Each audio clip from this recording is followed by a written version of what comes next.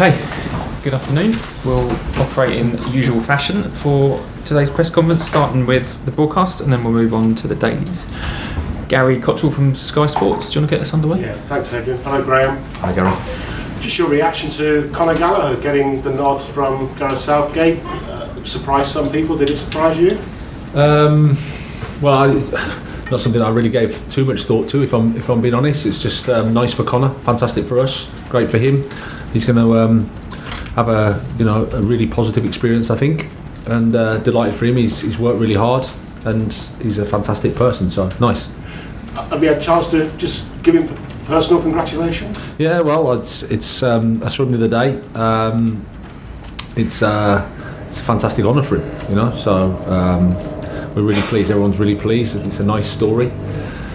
He's been out on loan, has come through the club, and to get a chance to play the World Cup is great news for him. The other side of the spectrum, of course, is Reece and Ben. Yep. They've probably known themselves for a while that it was going to happen, but with all the hullabaloo surrounding the announcement, is it something you have to put your arm around them and just see that they're all right?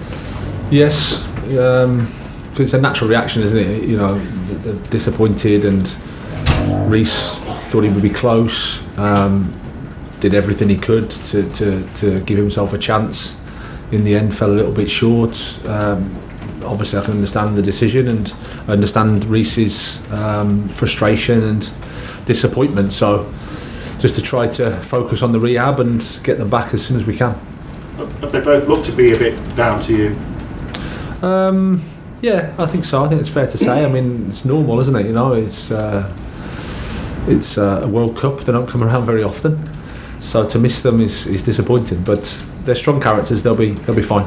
What's the bright side to them, though, having 6 weeks? All the injured players having 6 weeks to recover.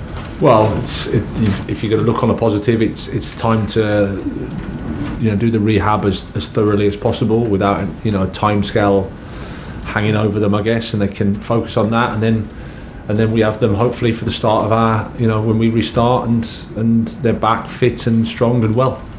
Can I just check with Kepa? Obviously he's been playing again. Could he have gone with Spain if not for his injury, or do you not know? I have no idea. Obviously he's not training, so it's not possible now.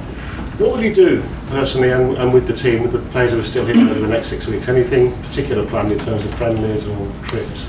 Yeah, well, we've got we'll have a few days break because I think there's only about 3 or 4 players left. So we have a bit of a break and then reconvene, a bit of training, off to some warm weather camp and a couple of games, prepare for the restart. Someone else obviously hopefully will ask you about Newcastle, but I've got to change tack, I'm afraid, on final question. Just to ask you about the World Cup. Who you think will win it and why? Gary, honestly, I have had no time to think about who the strongest teams are in the World Cup. That's for sure. I'll be rooting for England, obviously, and let's just fingers crossed for them. Thank you. Roger, PLP. Hi Graham. Hi. Thanks. That's okay. Yeah. Just in terms of that break that's coming up for the World Cup, from your point of view, with the way results have gone in recent weeks and the matches have been thick and fast since you first arrived here, are you really looking forward to just a chance to catch your breath almost? Well, I wouldn't say really looking forward to it. We have to use it for what it is, and it's an opportunity. We've got a game to finish tomorrow. Whatever happens then, you have to take stock of the time we've had, because like you say, it's 13 matches in 6 weeks, 8 away from home. It's been incredibly intense. We've learned a lot, so we have to take that time to reflect and then come back in a stronger way. And in terms of result, of course you want to win every game, but the fact that you've got this big break coming up, plus the run of results you've had, just how essential is it that you are on an upward curve going into this break? Well, that's what we'll be trying to do, of course. I mean, it's everybody will feel better if you can get the 3 points, of course, but we know Newcastle will be fighting for them as well. It's going to be an exciting game, a tough match, but we'll try our best.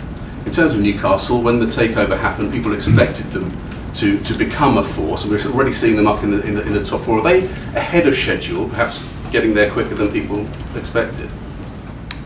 Well, I think it's more a reflection of the job they've done. I think Eddie's done a fantastic job. He's improved the players that were there. It's improved the team with some really good recruitment. I think they've spent some money to reinforce the team, and I could speak for half an hour about how good I think Eddie is as a person, as a coach. I have huge admiration for him, and he's galvanised the team. There's fantastic support there up at St James's Park, and the club, moving forward.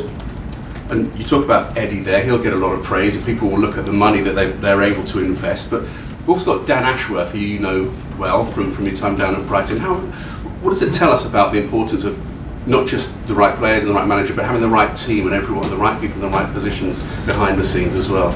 Well, it's I always say, I said the same at Brighton, it's not one person, it's a football club. You need a good organisation, you need good structure, you need to align all the resources you have, and Dan, I'm sure, will help with that. Like I said, Eddie did a fantastic job, he's done a fantastic job, and Dan is another person that can, and I'm pretty sure will help him.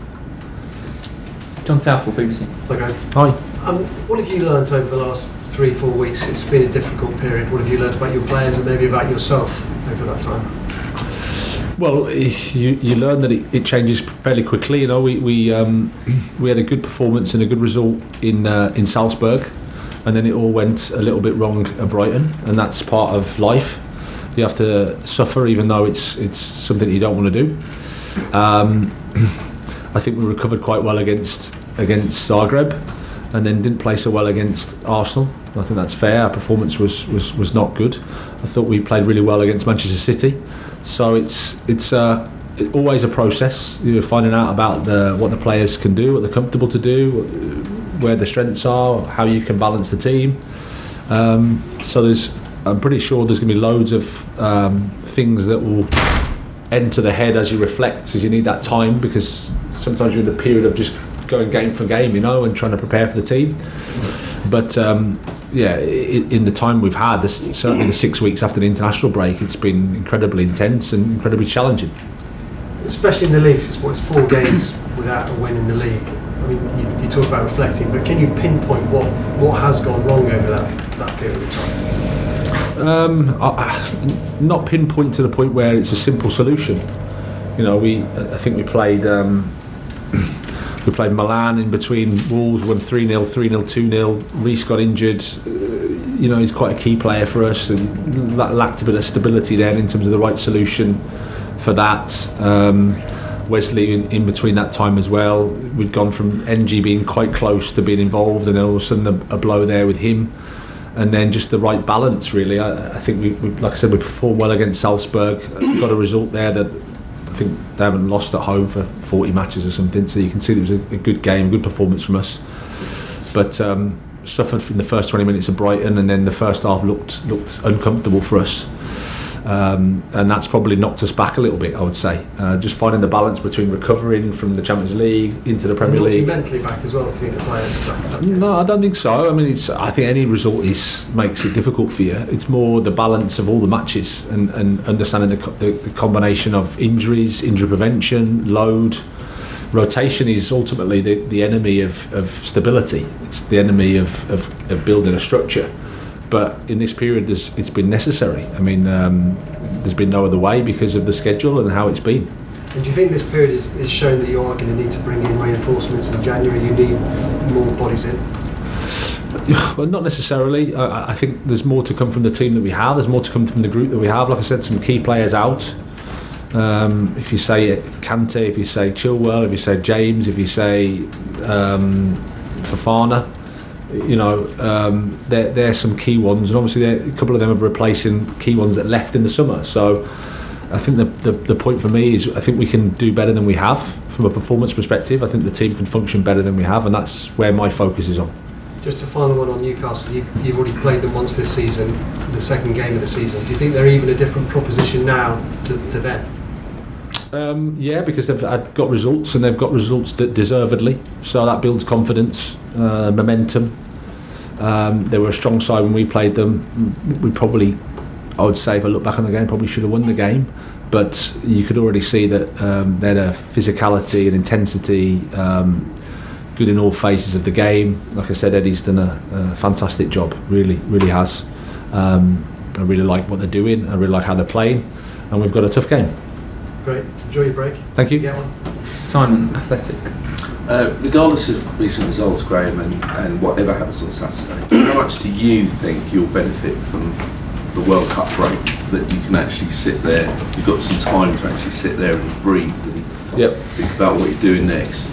Yeah, well, I'm a human being as well. You know, I've come from Brighton where everything was pretty much organised over a 3-year period of the similar pain that you go through, and you pretty quickly end up here, and you're into the washing machine in terms of the games and the turnaround. So yeah, you have to deal with all that's going on, and then the amount of matches you play, and then you need a bit of time to reflect if there is that time to reflect, and there is, because there's a World Cup break, and it'd be stupid of me not to use that time to do that, to rejuvenate, to recover, to reflect, to improve.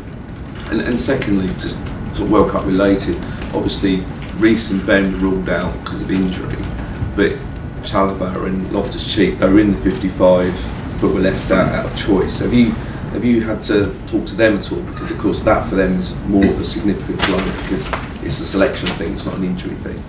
Yeah, a brief conversation, but they're both level-headed guys. They both understand. They're very respectful. They understand the decision's not an easy one. They thought they might have a chance, but that's life. They accept it. But as with the other two, the Ben and with Reece, there's still disappointment because they had half an eye on going, and naturally there's going to be disappointment. Okay, last question in broadcast. Adam. Hi, Graham. Hi. Can I just firstly check on the latest team news in terms of is Georgie back and how are the other guys who haven't featured recently? Georgie trained today, so providing there's no reaction, he should be in the squad. Nothing else to report in terms of no returnees. And just in terms of the break, will you be sitting down with the ownership as well to discuss how things have gone so far and maybe what's to come ahead in January and beyond? Yeah, I'm pretty sure we will. We have regular dialogue, so that's part of an ongoing process. I don't think it's necessarily because of the break, but as I said before, sometimes you need to reflect and you need to think and you need to analyse, and if you have the space to do it, it's better. But absolutely, yeah, we need to think about what's happened, and we need to think about what we need to do to improve. Okay, cameras off, please. Thank you very much. Thank you. Do you want this back, Rog? Yes, thanks, mate. Cheers.